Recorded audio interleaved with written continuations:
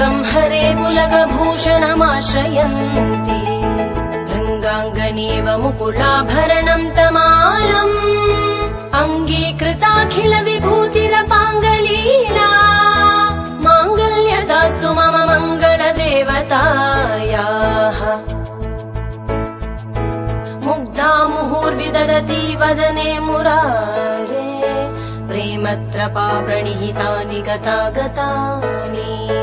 मालाधृशोर्मधुकरीव महोत्पलेया सा मे श्रियं दिशतु सागर सम्भवाया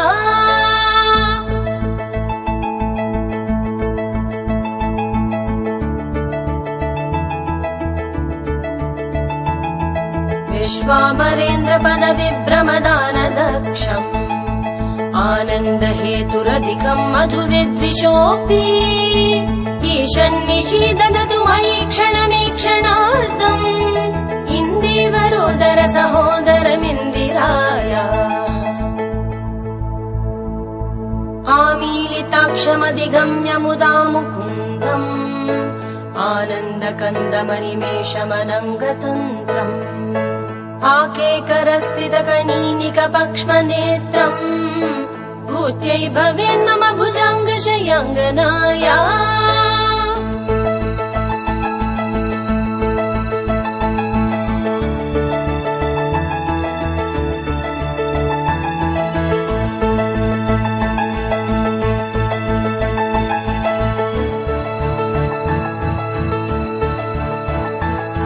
बाह्वन्तरे मुरजितक्षतकौस्तुभेया हारावळीव हरिनीलमयी विभाति कामप्रदा भगवतोऽपि कटाक्षमाला कल्याणमावहतु मे कमलालयायाः कालाम्बुदाळिललितो रसिकैटभारे धाराधरे स्फुरति या तटिदङ्गने मातुः समस्त जगतां महनीयमूर्ति भद्राणि मे दिशतु भार्गवनन्दनाया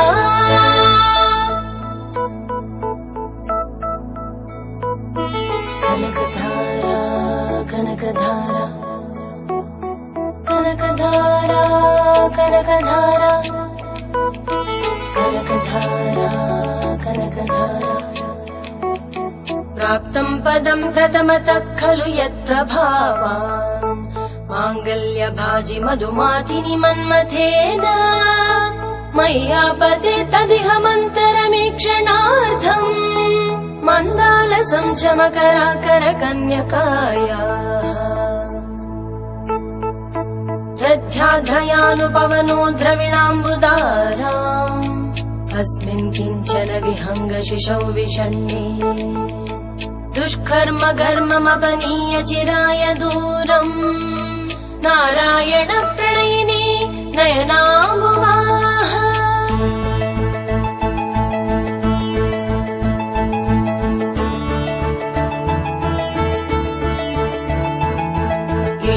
इष्टाविशिष्टमतयोऽपि नराय यात्रा दृष्टास्त्रिविष्टपपदम् सुलभम् भजन्ते दृष्टिप्रहृष्टकमलोदरदीप्तिरिष्टाम् पुष्टिम् कृशिष्ट मम पुष्करविष्टरायाः कीर्देवतेति गरुडध्वज सुन्दरीति शाकम्भरीति शशिशेखरवल्लभेति सृष्टिस्थितिप्रलयकेलिषु संस्थितायै तस्यै नमस्त्रिभुवनैकगुरोस्तरुण्यै श्रुत्यै नमोऽस्तु शुभकर्मफलप्रसूत्यै रत्यै नमोऽस्तु रमणीयगुणार्णवायै शक्त्यै नमोऽस्तु शतपत्रनिकेतनायै पुष्ट्यै नमोऽस्तु पुरुषोत्तमवल्लभायै नमोऽस्तु नालीखनिपाननायै नमोऽस्तु दुग्धोदधिजन्मभूम्यै नमोऽस्तु सोमामृतसोदरायै नमोऽस्तु नारायणवल्लभायै नमोऽस्तु हेमाम्बुजपेटिकायै नमोऽस्तु भूमण्डल सकलनायिकायै नमोऽस्तु देवादिदयापरायै नमोऽस्तु शार्ङ्गायुधवल्लभायै नमोऽस्तु देव्यै भृगुनन्दनायै नमोऽस्तु विष्णोरुरसि स्थितायै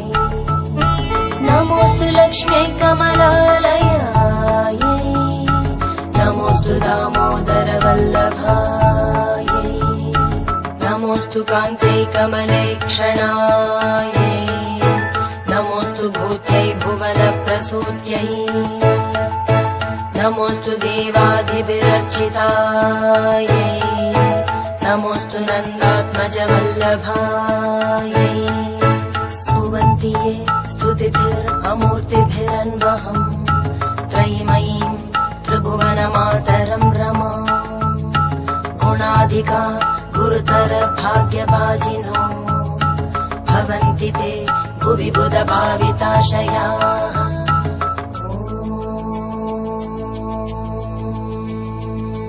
धनुर्धरायै विद्महे सर्वसिद्ध्यै च धीमहि तन्नो धरा प्रचोदयात्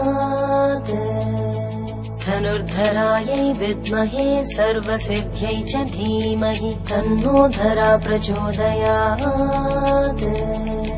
धनुर्धरायै विद्महे सर्वसिद्ध्यै च धीमहि तन्नो धरा प्रचोदयात्